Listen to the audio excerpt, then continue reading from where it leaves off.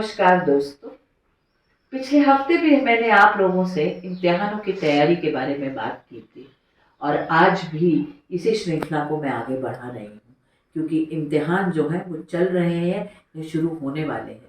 दिल की धड़कनें भी तेज़ हैं और कहीं ना कहीं बहुत सारी बेचैनी जो है वो रात को सोने नहीं दे गई, या हम बहुत ज़्यादा खा रहे हैं या हमें भूख नहीं लग रही। कुछ इस तरह की बातें बच्चे, स्कूल के पढ़ने वाले, कॉलेजेस के पढ़ने वाले मुझसे कर रहे हैं। इन्हीं सभी बातों को देखते हुए आज मैं इम्तिहानों की तैयारी को बिना बेचैनी के कैसे करते हैं, कैसे तनाव मुक्त रहते हुए हम मुस्कुराते हुए इम्तिहानों को दे पाएं, इसके बारे में बात करूं। तैयारी तो आप लोगों की अब लास्ट स्टेजेस पे होगी। माना कि कुछ ऐसे बच्चे होंगे जिन्होंने तैयारी आखिरी समय पे शुरू की है। अब इस बात का अफसोस मत कीजिएगा। जितना समय मिला है और बचा है उसमें भरपूर तरीके से सिर्फ तैयारी पे फोकस कीजिए। रिग्रेट मत कीजिए, अफसोस मत कीजिए। ये जो काश है ना, ये काश जो है ये निराशा का कारण बन जाता है। काश मैं ऐसे कर लेता, काश ऐसे हो जाता, काश मुझे समझ आ जाती, काश ट्यूटर पहले मिल जाता। अब इस काश से को छोड़ दीजिए, नहीं तो ये काश विनाश की तरफ ले जाता है। तो काश को छोड़ते हुए, उम्मीद को पकड़ते हुए अपनी तैयारी के लिए भरसक प्रयास कीजिए। सुबह पढ़ सकते हैं उठ के तो सुबह पढ़िए। अगर सुबह नींद नहीं खुलती है तो अपने साथ जबरदस्ती मत कीजिए, रात को पढ़िए, मगर पढ़िए जरूर। और पढ़ते समय इस मोबाइल नामक वस्तु को अपने से दूर रखिएगा, क्योंकि ये मोबाइल नाम मुराद जो है ना, ये आपकी पढ़ाई में सबसे ज्यादा बाधा डालता है। मान लो मेरी बात। आप लोग कुछ इसमें आपके लिए पढ़ाई से इम्पोर्टेंट चीजें हैं आपके पास, उनके डाउनलोड्स ले लीजिए, प्रिंट आउट्स ले लीजिए। इसको कोई भी वजह से अपने पास मत रखिएगा। दोस्तों से बातचीत ब्रेक्स में कीजिएगा। हाँ, एक बात और मैं आप सबसे कहना चाहती हूँ कि अपने आप को ये वाली सजा मत दीजिए कि मैं 4-5 घंटे लगातार पढ़ता रहूंगा, क्योंकि ये पॉसिबल नहीं है।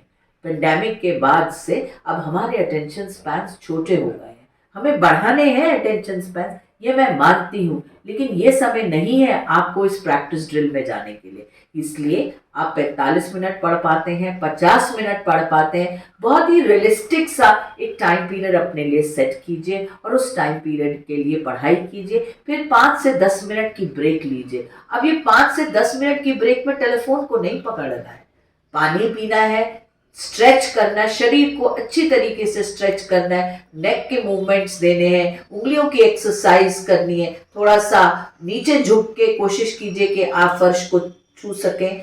बस इस तरह से हल्की फुल्की सी फिजिकल एक्टिविटी करते हुए कुछ खाने पीने को, कुछ खाने के लिए ले लीजिए, मुंह में डाल लीजिए। कुछ कुछ चबेना जो होता है ना, चाहे वो मूंगफली के दाने हैं या भुना हुआ चने हैं या ड्राई फ्रूट है, ऐसी कुछ चीजें अपने पास रखिए। थोड़ा सा फल खा लीजिए और फिर पढ़ने बैठ जाइए।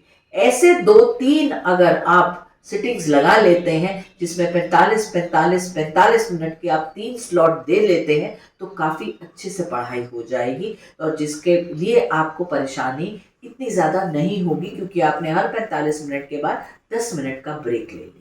तो इस तरीके से आप अपनी रिविजन्स कीजिए। कुछ लिख के ज़रूर दीजिए, कुछ लिख के जरूर रखिए अपने पास, लिखने की प्रैक्टिस कीजिए। ये जो आपका ब्रेन है ना, इसका सीपीयू भी थक गया, क्योंकि इसको आपने बड़ी रील्स दिखाई हैं, बड़े वीडियोस देखे हैं आपने, बड़ी सीरीज देखी हैं ओटीटी प्लेटफॉर्म्स की। अब इसको पढ़ाई में इसका दिल नहीं लगता है, और आजकल आप इससे ज़्यादा पढ़ाई करने की बात कह रहे हैं तो बेचारा आपका साथ देने के लिए मजबूर है। तो इसके लिए कुछ आसानी लाइए कि पढ़ने के बाद कुछ लिख के दीजिए, देख लीजिए आपको याद हो गया है, आपको अच्छे से आता है, कहाँ गैप्स हैं। जो भी पढ़ाई आप करते हैं ना, उसको 24 घंटे के अंदर रिवाइज जरूर कर लीजिए। जो आज लर्न किया है उसकी रिवीजन कल अनिवार्य है। अगर आप रिविजन्स नहीं करते तो कहीं ना कहीं वो जो लर्निंग है ना, वो इनकम्प्लीट रह जाती है।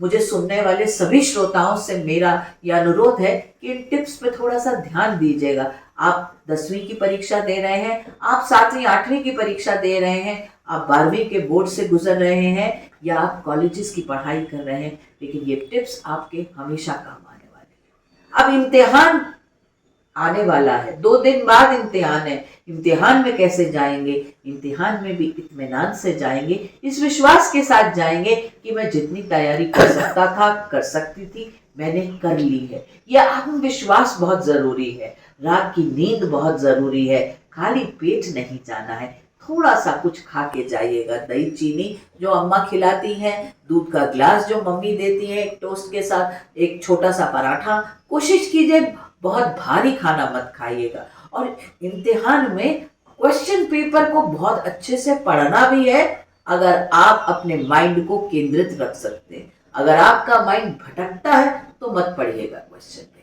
एक एक सवाल को पढ़ते जाइएगा, एक एक सवाल का उत्तर लिखते जाइएगा। कोई सवाल जो आपको नहीं समझ में आ रहा या कंफ्यूजन है तो वहां अटकिएगा मत, क्योंकि अगर आप अटक गए तो भटक गए।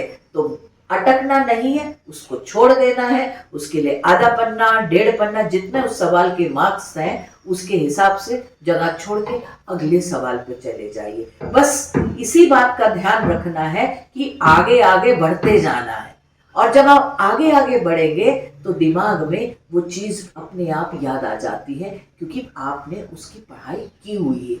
ये विश्वास बहुत जरूरी है। मुझे सुनने वाले सभी श्रोताओं से मेरा यह अनुरोध है कि मेरी बातों को ध्यान से सुनिए और मानने की कोशिश कीजिएगा, तभी आप मुस्कुराते हुए इम्तिहान दे पाएंगे और मुस्कुराते हुए इम्तिहानों के नतीजे का इंतजार करेंगे जो आपको मायूस नहीं करेगा। मेरी शुभकामनाएं आप सबको कि आपकी तैयारी बहुत अच्छे से हो और आपके इम्तिहान भी बहुत अच्छे से हो। नमस्कार। हमारे चैनल आई ऑफ ट्रुथ को सब्सक्राइब कीजिए YouTube पर, इसे फॉलो कीजिए Facebook पर, Instagram पर, Twitter पर और कू पर। हमारे चैनल के बारे में फीडबैक देने के लिए हमें मेल कीजिए ioftruth.6@gmail.com पर।